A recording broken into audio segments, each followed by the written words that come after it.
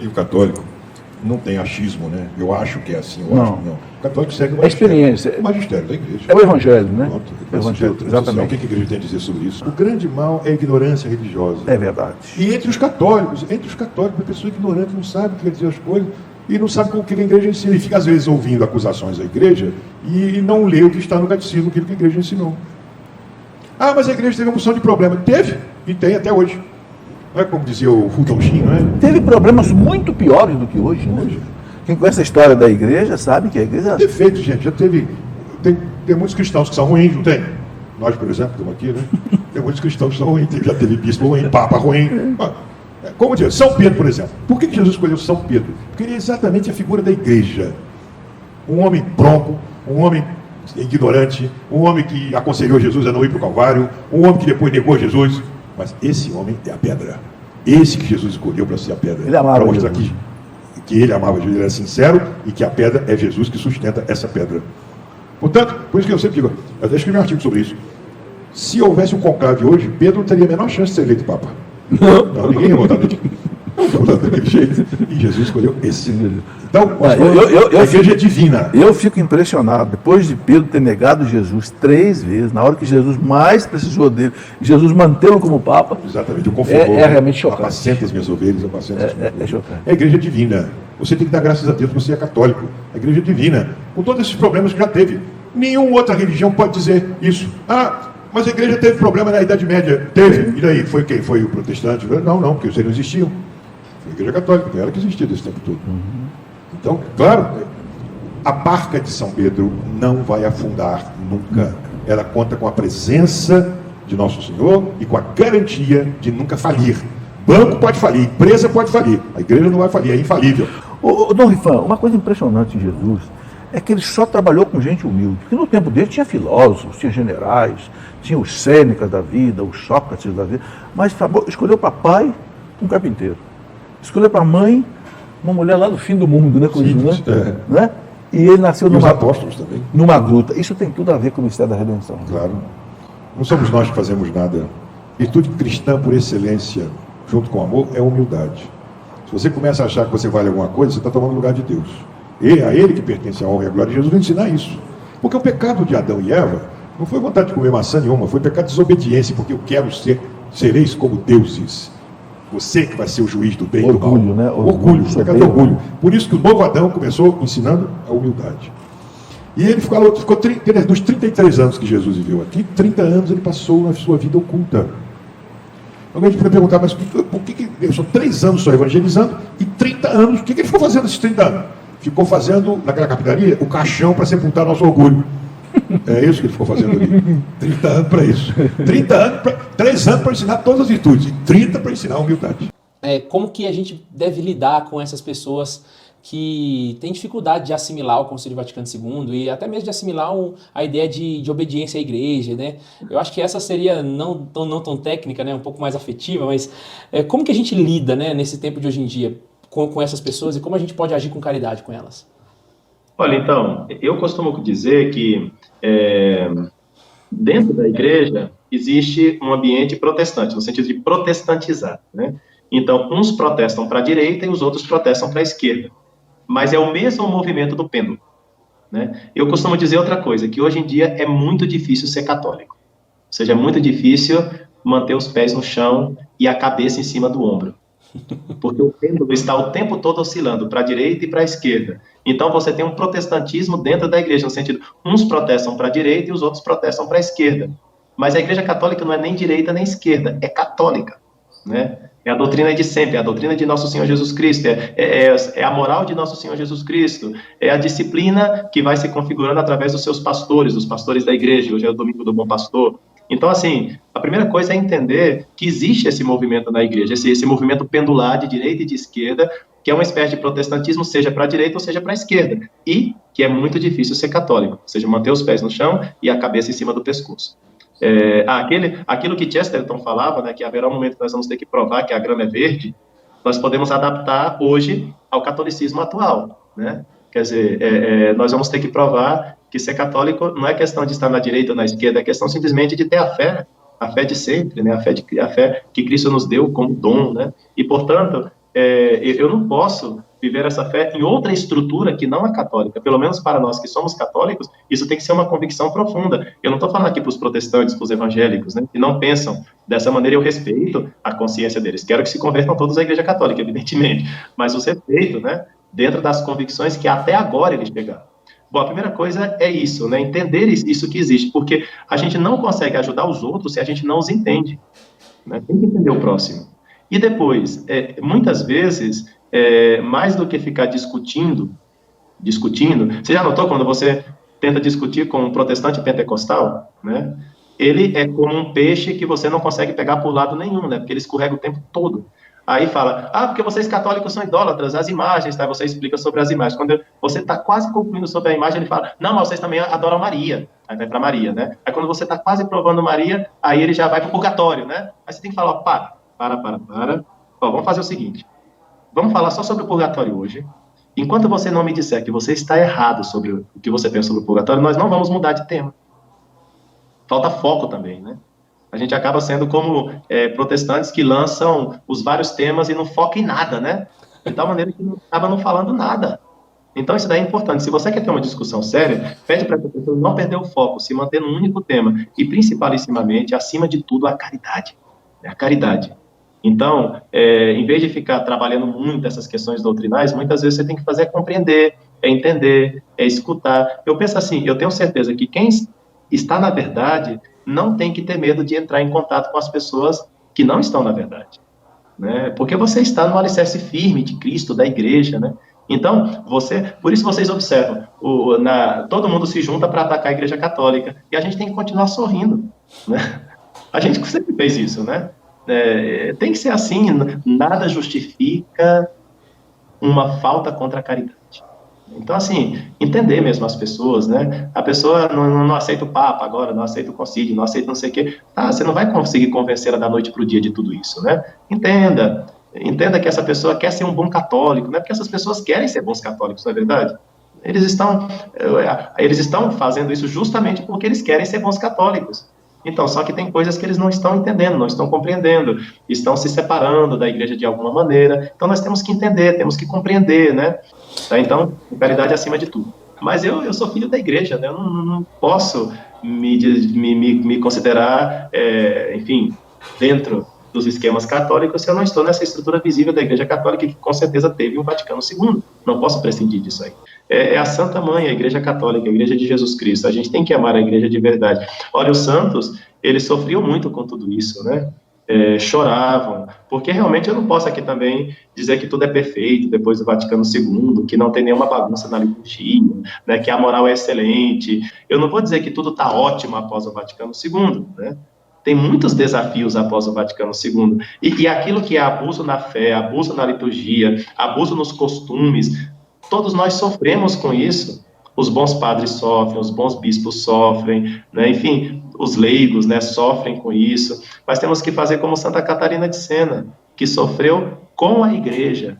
Temos que fazer como São Francisco, que sofreu com a igreja, como São José Maria Escrivá, que praticamente ficou cego de tanto chorar pela igreja, rezando, se sacrificando, amando a igreja, né? E quando ofereceram para ele a possibilidade de celebrar a missa antiga, ele falou, olha, agradeço muito essa possibilidade, mas como eu sou filho da igreja e o Papa está querendo que eu celebre a missa nova, eu vou celebrar a missa de 1970. E um sacerdote já ancião, lutando ali para aprender a celebrar uma missa que nos últimos 50 anos ele não havia celebrado. Reaprender, né?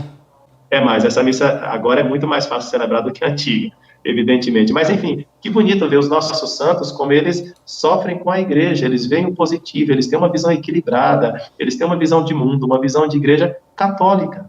Eles não deixam o pêndulo levá-los ou para a esquerda ou para a direita, né? É bonito ver São José Maria Escrivá em algum momento nos seus vídeos com aquela energia que ele caracterizava, ele fala, nada de esquerda, de direita, olha, que venham todos, o sacerdote acolhe todos, e nós acolhemos todos, os da direita, os da esquerda, os de frente, os de lado, os de cima, os de baixo, todos são bem-vindos para o contexto da salvação, que é a Igreja de Jesus Cristo. Então, quer dizer, é isso, né? Os santos, eles sabem os problemas que têm, mas eles não se desesperam, eles não se separam da igreja, eles sofrem com a igreja, amam a igreja e estão nesta igreja no tempo que lhes cabe viver, com as dificuldades e alegrias. Ou melhor, vou inverter, com as alegrias e as dificuldades. Mantenha um sorriso nos lábios, não caia nessa onda pessimista, que tudo está mal, que tudo vai acabar, que esse é o último Papa, e que logo após, eu não sei se é o último, se é o penúltimo, eu não tenho bola de cristal, não tenho nada disso, né? Ou seja, nada que contrarie a fé dos nossos padres, dos nossos pais, né? A Igreja Católica, como diz o Vaticano II, no documento sobre a Igreja, na Lumen Gentium, no número 8, diz assim: a Igreja de Cristo subsiste na Igreja Católica. E depois esse texto foi interpretado dizendo que é a mesma coisa que dizer a Igreja de Cristo é a Igreja Católica. Então, subsiste na e o verbo ser, eles encontram um local adequado nessa declaração do Vaticano II. A Igreja de Cristo é a Igreja Católica. Nós estamos na Igreja de Jesus Cristo. E esta Igreja de Jesus Cristo teve um Concílio Vaticano II. Teve papas após o Concílio Vaticano II. Se você é desses que às vezes sofrem um pouco com situações atuais que estão acontecendo no contexto da Igreja Católica, então bem-vindo ao grupo dos santos que sofrem com essas coisas. Mas o Concílio Vaticano II é obra de Deus, é obra do Espírito Santo. E foi Deus que permitiu, que quis que acontecesse. E depois nós poderíamos falar dos vários benefícios desse concílio na vida da igreja, também das muitas más interpretações que houve sobre ele. Sabe? Manter-se católico. É isso que eu peço a vocês. E falo, às vezes, eu falo para mim mesmo, tá? Às vezes não é fácil ser católico. E falo para você também, às vezes não é fácil ser católico. Mas é empolgante, é alegre, e quando você conhece um pouco da história dessa igreja de Jesus Cristo, você percebe que tá ótimo. Tá ótimo, né? Poderia estar pior. Isso é verdade. Ótimo. Olha, pessoal, K2, eu acho bonito quando parece que Jesus Cristo já queria dar-nos uma lição, né? Dos 12 apóstolos que ele escolheu, um negou e o outro traiu. E os 12 apóstolos eram 12 bispos. Não falou, tá? É suficiente, quer dizer, é exemplar. O grupo apostólico, com seus defeitos e as suas qualidades, é exemplar daquilo que seria a Igreja Católica nos próximos milênios, né? Porque é uma igreja que está constituída de homens com defeitos e com qualidades, e mulheres com defeitos e qualidades, com pessoas como você e como eu. Vamos ser católicos, vamos cuidar da salvação da nossa alma e da salvação dos outros. Amém. Tá bom? Duas atitudes eu acho que devem ser eliminadas. Uma é de achar que a igreja começou com o Vaticano II, não é? Ou seja, essa mania de elogiar o Vaticano II em detrimento de 2000 anos de história. Ou seja, como se agora sim nós sabemos o que é o cristianismo. Isso, né, é uma hermenêutica da ruptura, claramente. Você está rompendo. Você está dizendo assim, ó, antes do concílio, depois do concílio, pré-conciliar, pós-conciliar, como se fosse Antigo e Novo Testamento. Isso não tem cabimento. O nosso Papa Emérito Bento XVI já disse que o caminho é uma hermenêutica da continuidade, né? Então esse é o primeiro extremo de evitar esses elogios ao concílio, que são elogios feitos às custas de 2000 anos de cristianismo. Elogie o concílio quanto quiser, faça isso. Mas para elogiar o concílio, colocar para baixo o que veio antes dele, isso acho que não é caminho. Tá? Aí é mau sinal, é mania, isso é malveso. Isso é uma mania que surgiu, né, de 50 anos para cá, e isso é sim, sem dúvida nenhuma, revolucionário, e isso é hermenêutica da ruptura. Então, chegar a dizer, sim, agora o concílio, finalmente, porque antes, 2000 anos, nós estávamos na ignorância e nas trevas, e no concílio, fiat lux, e finalmente nós descobrimos o cristianismo. Se o Concílio Vaticano II foi isso, então ele é uma heresia. Ou seja, se durante 2000 anos a gente não sabia nada, agora a gente sabe, então o Concílio Vaticano II não é heresia. Mas graças a Deus o concílio não é isso. O concílio não é isso. Ou seja, o concílio é a retomada de várias coisas maravilhosas que tinham sido esquecidas. Ou você vai dizer que, sei lá, essa famosa história de que o Espírito Santo, o concílio descobriu o Espírito Santo. Tudo bem, ou seja, revalorizou o Espírito Santo como tema teológico, espiritual, etc. Não tenho dúvida nenhuma. Mas dizer que nós, durante 2000 anos, não sabíamos o que era o Espírito Santo, acho que é um pouquinho demais. Né? É um pouquinho demais. Então essa é a primeira atitude que eu acho que deve ser rejeitada. A segunda atitude, não é, que deve ser rejeitada, é começar a ver nos documentos do concílio aquilo que ele não disse. E começar a ver em coisas que o concílio colocou muito claras, precisas, cirúrgicas, porque aqueles textos foram debatidos, foram pensados e repensados, ele disse de forma cirúrgica. Então, o que acontece? O concílio disse aquilo, aí você pega aquela frase, encontra frases semelhantes em autores revolucionários, heréticos, condenados, etc., e chega e diz, está vendo? O concílio aprova tudo isso. Isso também não é verdade. Não é? Ou seja, querer pegar excessos heréticos de teólogos que até, quem sabe, foram até peritos do concílio, por exemplo, Schillebeeckx, né? Foi perito do concílio, então você pega as coisas de Schillebeeckx que foram claramente condenadas pela igreja, retroativamente vê que o concílio tinha aquela meia frasezinha lá que talvez, né, tenha sido inserida lá pelos Schillebeeckx para ser interpretada um belo dia daquele jeito lá, como uma bomba relógio, e dizer, está vendo o concílio, ele era herético desde o princípio, estava errado desde o princípio. Eu acho que isso não ajuda, entende? Isso não ajuda. Não ajuda porque, sinceramente, quem votou os documentos conciliares não foi os Schillebeeckx, não é? Quem votou os documentos conciliares foram os padres conciliares, foram os bispos que estavam lá, que sinceramente, os bispos de 50 anos atrás, eu não sei se eram tão revolucionários assim quando votaram tudo isso, não é? Afinal das contas, os documentos do concílio foram todos assinados por Marcel Lefebvre, foram todos assinados por Dom Antônio de Castro Maier, foram todos assinados por Dom Sigot e Companhia Limitada. Todos eles assinaram os documentos. Quer dizer que, se eles assinaram, é porque aqueles documentos tinham uma interpretação válida, positiva. Senão eles não teriam assinados. E o Vaticano II, como ele quis, digamos assim, fazer textos de consenso geral, né, de conciliação de todas as tendências teológicas católicas presentes dentro do concílio. Então você tem lá textos enormes, textos que se prestam a uma plasticidade, digamos assim, inventiva por parte de alguns teólogos malucos, não é? Mas dizer que o texto em si é maluco, eu acho que é exagerado.